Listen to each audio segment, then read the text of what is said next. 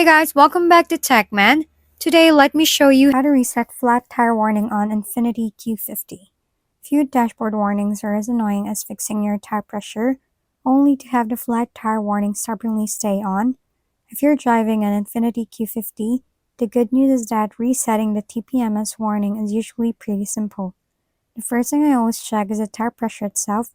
Make sure all four tires are inflated to the recommended PSI listed on the sticker inside the driver's door, not the number printed on the tire side wheel. If your model has a spare tire that's monitored by the system, check it too. Once everything is properly inflated, the most Q50 models will reset automatically after a short drive. Take the car out and drive at around 225 or 50 mph, or roughly around 40 to 80 kilometers per hour for about 10 to 15 minutes. In many cases, the system will recognize the corrected pressures and clear the warning on its own.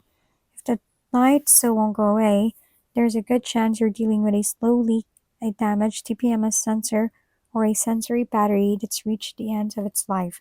So those are the next things worth investigating.